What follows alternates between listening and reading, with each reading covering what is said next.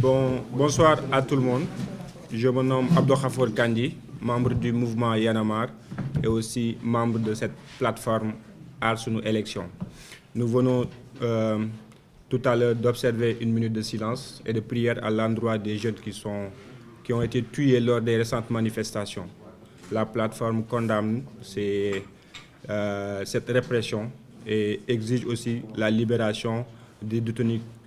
des personnes qui ont été arrêtées lors de ces manifestations. Cette conférence de presse, comme vous le savez, il y a quelques jours, vous étiez conviés ici pour lancer officiellement cette plateforme. Et quand il était question de parler de nos plans d'action, nous avions promis de vous convier une nouvelle fois pour vous parler de ces plans d'action. Mais avant cela aussi, permettez-nous de vous rappeler que la plateforme, de jour en jour, s'agrandit. Et comme vous le savez, c'est une panoplie d'acteurs qui sont dans divers secteurs et qui sont très très représentatifs par rapport à leur secteur d'activité. Tout à l'heure, le doyen a parlé des centrales syndicales. Il y a des organisations, des mouvements citoyens et chaque entité, quand même très expérimentée par rapport à la lutte citoyenne, par rapport à des questions qui interpellent, d'ordre national qui les interpellent, se mobilisent et sont très expérimentés par rapport à ça. Donc c'est pour ça que tout à l'heure on vous a parlé de la plan d'action que les centrales syndicales vont dérouler dans les jours à venir. Mais avant cela, il y a la manifestation de demain qui est prévue, la marche silencieuse. L'itinéraire, c'est le point de départ, c'est le rond-point Jet d'eau et le point d'arrivée, c'est FASTEF, ex-École normale supérieure. Donc cette conférence de presse, c'est pour encore une fois vous informer qu'une lettre d'information a été introduite auprès des autorités, l'autorité en tout cas compétente, c'est-à-dire le préfet. Les personnes signataires de cette lettre ont été appelées pour les commodités, c'est-à-dire les enquêtes et tout. Donc nous n'avons jusque-là pas reçu d'informations concernant si la marche elle est autorisée ou non. Donc nous sommes là, nous lançons tout simplement un mot d'ordre de mobilisation. Nous appelons tous les Sénégalais à se mobiliser, nous appelons tous les Sénégalais à venir pacifiquement, de manière pacifique, participer à cette marche silencieuse pour dire non au report des élections, pour dire non au prolongement du mandat du président Macky Sall et pour dire oui au respect du calendrier électoral. Donc voilà l'objet de cette marche de demain, dont nous réitérons encore une nouvelle fois l'appel qui est adressé à tous les citoyens sénégalais, qui est adressé à toutes les forces vives de la nation. Donc dama koy defaat ci wolof ñu ngi leen di nuyu yéen ñëpp def nañu léegi une minute de silence boo xam ne dañ ko jagleel démb ñi ñu faat wala ñi nga xam ne dañu ñàkk seen bakkan ci manifestation yi amoon ci fan yi ñu génn plateforme bi di ko ñaawlu di ñaan aussi ñëpp ñi nga xamante ne bi seen loxo def ci laale justice bi ñu ne ubbi na ay enquête mu dem ba jusqu'au bout ba mu leeral ko et ñi ci gaañu aussi ñu ngi leen di mastawu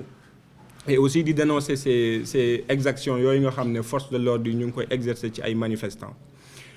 Conférence de presse bi nag ñoo ko woote waat ndax bi ñuy lancé ay fan yi ci ginnaaw plateforme bi Aar Sunu Élection nee nañu leen woon ci plan d'action bi ñu jëm dañu leen woowaat ngir gën leen ci amal ay leeral ce jour boobu waxoon nañ leen ne dinañu def ab marche pacifique marche silencieuse suba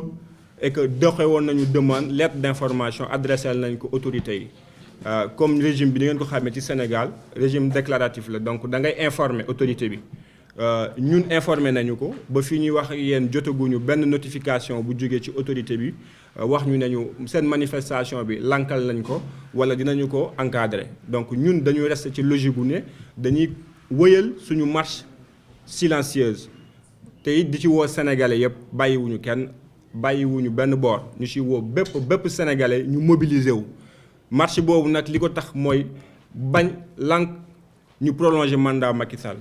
beneen point bi mooy élection yi date bi ñu ko jàppoon muy le 25 février ñu amal élection yi bés boobee loolu mooy marche bi lan moo ko tax a jóg